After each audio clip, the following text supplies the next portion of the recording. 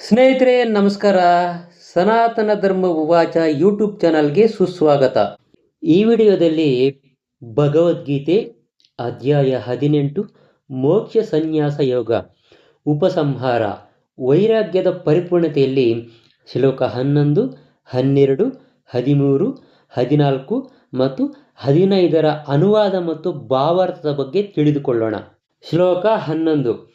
ನಹಿ ದೇಹಭೃತಾ ಶಕ್ಯಂ ತ್ಯಕ್ತುಂ ಕರ್ಮಾಣ್ಯಶೇಷತಃ ಯಸ್ತು ಕರ್ಮಫಲತ್ಯಾಗಿ ಸತ್ಯಾಗೀತ್ಯಭಿಧೀಯತೆ. ಇದರ ಅನುವಾದ: ದೇಹಧಾರಿಯಾದವನಿಗೆ ಎಲ್ಲ ಕರ್ಮಗಳನ್ನು ತ್ಯಜಿಸುವುದು ಸಾಧ್ಯವೇ ಇರುವುದಿಲ್ಲ, ನಿಜ.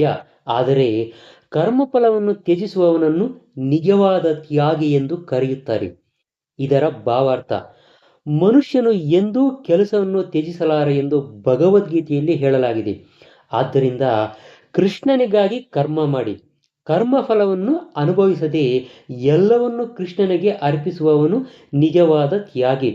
ಅಂತಾರಾಷ್ಟ್ರೀಯ ಕೃಷ್ಣ ಪ್ರಜ್ಞಾ ಸಂಘಕ್ಕಾಗಿ ಅಂದರೆ ಇಸ್ಕಾನ್ ತಮ್ಮ ಕಚೇರಿಯಲ್ಲಿ ಅಥವಾ ಕಾರ್ಖಾನೆಯಲ್ಲಿ ಅಥವಾ ಬೇರ್ಯಾವುದಾದರೂ ಸ್ಥಳದಲ್ಲಿ ಬಹು ಕಷ್ಟಪಟ್ಟು ಕೆಲಸ ಮಾಡುವ ಹಲವು ಸದಸ್ಯರಿದ್ದಾರೆ.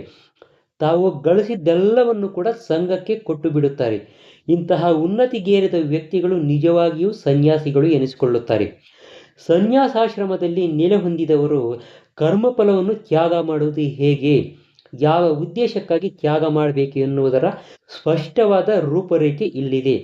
ಶ್ಲೋಕ 12. ಅನಿಷ್ಟಮಿಷ್ಟಂ ಮಿಶ್ರಂ ಚ ತ್ರಿವಿಧಂ ಕರ್ಮಣಃ ಫಲಂ ಭವತ್ಯತ್ಯಾಗಿನಾಂ ಪ್ರೇತ್ಯ ನತು ಸನ್ಯಾಸಿನಾಂ ಕ್ವಚಿತ್. ಅನುವಾದ: ತ್ಯಾಗ ಮಾಡದೇ ಇರುವವರಿಗೆ ಸಾವಿನ ಅನಂತರ 3 ಬಗೆಯ ಕರ್ಮಫಲಗಳು ಲಭಿಸುತ್ತವೆ: ಪ್ರಿಯವಾದದ್ದು, ಅಪ್ರಿಯವಾದದ್ದು, ಮಿಶ್ರವಾದದ್ದು. ಆದರೆ ಸನ್ಯಾಸಿಗಳಿಗೆ ಸುಖ ಪಡುವ ಅಥವಾ ದುಃಖ ಪಡುವ ಫಲ ಯಾವುದೂ ಇರುವುದಿಲ್ಲ. ಇದರ ಭಾವಾರ್ಥ: ಕೃಷ್ಣನೊಡನೆ ತನ್ನ ಸಂಬಂಧದ ಅರಿವಿನಿಂದ ಕೃಷ್ಣ ಪ್ರಜ್ಞೆಯಲ್ಲಿ ಕರ್ಮ ಮಾಡುವವನು ಯಾವಾಗಲೂ ಮುಕ್ತನಾಗಿಯೇ ಇರುತ್ತಾನೆ. ಆದ್ದರಿಂದ ಅವನು ಮರಣಾನಂತರ ತನ್ನ ಕರ್ಮಗಳ ಫಲವನ್ನು ಅನುಭವಿಸಬೇಕಾಗುವುದಿಲ್ಲ. ಶ್ಲೋಕ 13. ಪಂಚೈತಾನಿ ಮಹಾಬಾಹೋ ಕಾರಣಾನಿ ನಿಬೋಧ ಮೇ ಸಾಂಖ್ಯೇ ಕೃತಾಂತೆ ಪ್ರೋಕ್ತಾನಿ ಸಿದ್ಧಯೇ ಸರ್ವಕರ್ಮಣಾಂ. ಇದರ ಅನುವಾದ: ಮಹಾಬಾಹುವಾದ ಓ ಅರ್ಜುನನೇ, ವೇದಾಂತದ ಪ್ರಕಾರ ಎಲ್ಲ ಕರ್ಮಗಳ ಸಿದ್ಧಿಗೆ 5 ಕಾರಣಗಳು ಇರುತ್ತವೆ. ಅವುಗಳನ್ನು ನನ್ನಿಂದ ತಿಳಿದುಕೋ. ಇದರ ಭಾವಾರ್ಥ: ಮಾಡಿದಂತಹ ಯಾವುದೇ ಕಾರ್ಯಕ್ಕೂ ಸ್ವಲ್ಪ ಪ್ರತಿಕ್ರಿಯೆ ಇರಲೇಬೇಕು. ಆದ್ದರಿಂದ ಕೃಷ್ಣ ಪ್ರಜ್ಞೆಯಲ್ಲಿರುವ ಮನುಷ್ಯನು ಕರ್ಮದ ಪ್ರತಿಕ್ರಿಯೆಯಿಂದ ಕಷ್ಟವನ್ನೂ ಪಡುವುದಿಲ್ಲ, ಸುಖವನ್ನೂ ಪಡುವುದಿಲ್ಲ ಎನ್ನುವುದು ಹೇಗೆ ಎಂಬ ಪ್ರಶ್ನೆಯು ಉದ್ಭವವಾಗುವುದು.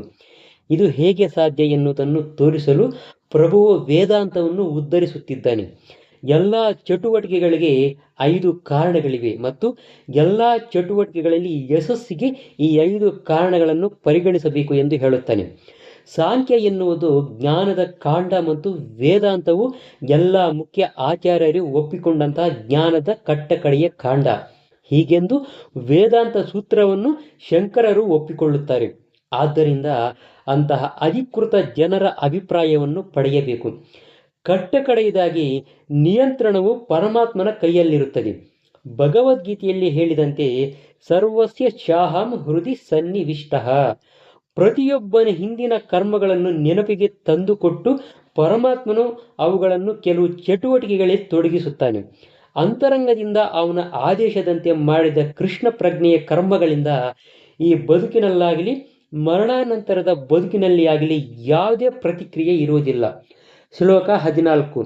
ಅಧಿಷ್ಠಾನಂ ತಥಾ ಕರ್ತ ಕರಣಂ ಚ ಪೃಥಗ್ವಿಧಂ ವಿವಿಧಾಶ್ಚ ಪೃಥಕ್ ಚೇಷ್ಟಾ ದೈವಂ ಚೈವಾತ್ರ ಪಂಚಮಂ. ಇದರ ಅನುವಾದ: ಕರ್ಮಸ್ಥಳ ಅಂದರೆ ದೇಹ, ಕರ್ತ ವಿವಿಧ ಇಂದ್ರಿಯಗಳು, ವಿವಿಧ ಪ್ರಯತ್ನಗಳು ಮತ್ತು ಕಟ್ಟಕಡೆಯದಾಗಿ ಪರಮಾತ್ಮ. ಇವು ಕ್ರಿಯೆಯ 5 ಅಂಶಗಳು. ಇದರ ಭಾವಾರ್ಥ: ಅಧಿಷ್ಠಾನಂ ಎನ್ನುವ ಪದವು ದೇಹವನ್ನು ಸೂಚಿಸುತ್ತದೆ. ದೇಹದೊಳಗಿನ ಆತ್ಮವು ಚಟುವಟಿಕೆಗಳ ಪರಿಣಾಮವನ್ನು ಸಾಧಿಸಲು ಕೆಲಸ ಮಾಡುತ್ತದೆ. ಆದ್ದರಿಂದ ಇದಕ್ಕೆ ಕರ್ತ, ಮಾಡುವವನು ಎಂದು ಅರ್ಥ. ಆತ್ಮನು ಕ್ಷೇತ್ರಜ್ಞ ಮತ್ತು ಕರ್ತ ಎಂದು ಶ್ರುತಿಯಲ್ಲಿ ಹೇಳಲಾಗಿದೆ. ಏಷಾ ಹಿ ದ್ರಷ್ಟ ಸ್ರಷ್ಟ. ಇದನ್ನು ಸ್ಪೃಶ್ನ ಉಪನಿಷತ್ತಿನಲ್ಲಿ ವೇದಾಂತ ಸೂತ್ರದಲ್ಲಿ ಜ್ಞೋತ ಏವ ಮತ್ತು ಕರ್ತರ ಶಾಸ್ತ್ರಾತ್ವತ್ವಾತ್ ಎನ್ನುವ ಶ್ಲೋಕಗಳಲ್ಲಿ ದೃಢಪಡಿಸಲಾಗಿದೆ. ಇಂದ್ರಿಯಗಳು ಕರ್ಮ ಸಾಧನಗಳು. ಇಂದ್ರಿಯಗಳ ಮೂಲಕ ಆತ್ಮವು ಹಲವು ವಿಧಿಗಳಲ್ಲಿ ಕರ್ಮವನ್ನು ಮಾಡುತ್ತದೆ. ಪ್ರತಿಯೊಂದು ಕರ್ಮಕ್ಕೂ ಬೇರೆ ಪ್ರಯತ್ನವಿರುತ್ತದೆ. ಆದರೆ ಮನುಷ್ಯನ ಎಲ್ಲ ಕರ್ಮಗಳು ಪರಮಾತ್ಮನ ಸಂಕಲ್ಪವನ್ನು ಅವಲಂಬಿಸಿರುತ್ತವೆ. ಪರಮಾತ್ಮನು ಮಿತ್ರನಾಗಿ ಹೃದಯದಲ್ಲಿ ಕುಳಿತಿರುತ್ತಾನೆ. ಪರಮಪ್ರಭುವು ಪರಮ ಕಾರಣನು. ಈ ಸನ್ನಿವೇಶದಲ್ಲಿ ಹೃದಯದಲ್ಲಿ ನೆಲೆಸಿರುವಂತಹ ಪರಮಾತ್ಮನ ಆದೇಶಕ್ಕೆ ಅನುಗುಣವಾಗಿ ಕೃಷ್ಣ ಪ್ರಜ್ಞೆಯಲ್ಲಿ ಕರ್ಮ ಮಾಡುವವನು ಯಾವುದೇ ಕರ್ಮದಿಂದ ಬಂಧಿತನಾಗುವುದಿಲ್ಲ. ಸಂಪೂರ್ಣ ಕೃಷ್ಣ ಪ್ರಜ್ಞೆಯಲ್ಲಿರುವವರು ಅಂತಿಮವಾಗಿ ತಮ್ಮ ಕರ್ಮಗಳಿಗೆ ಹೊಣೆಗಾರರಾಗಿ ಇರುವುದಿಲ್ಲ. ಎಲ್ಲವೂ ಪರಮ ಸಂಕಲ್ಪವನ್ನು, ಪರಮಾತ್ಮನನ್ನು, ದೇವೋತ್ತಮ ಪರಮ ಪುರುಷನನ್ನು ಅವಲಂಬಿಸಿರುತ್ತವೆ. ಶ್ಲೋಕ 15.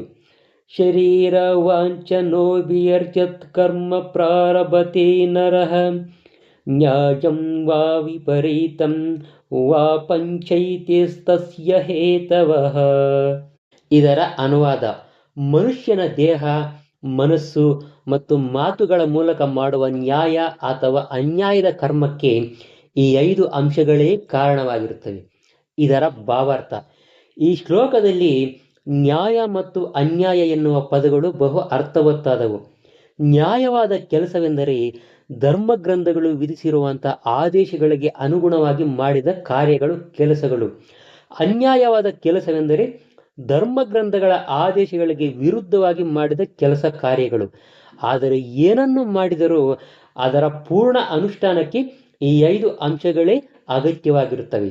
ಸ್ನೇಹಿತರೆ, ಇದೇ ಥರ ಇನ್ನಷ್ಟು ಆಸಕ್ತಿಕರವಾದ ವಿಷಯಗಳನ್ನು ನೀವೇನಾದರೂ ತಿಳ್ಕೋಬೇಕು ಅಂದರೆ ದಯವಿಟ್ಟು ನಮ್ಮ ಸನಾತನ ಧರ್ಮ ಉವಾಚ ಅನ್ನೋ ಯೂಟ್ಯೂಬ್ ಚಾನಲನ್ನು ಸಬ್ಸ್ಕ್ರೈಬ್ ಮಾಡ್ಕೊಳ್ಳೋದನ್ನು ಮಾತ್ರ ಮರಿಬೇಡಿ.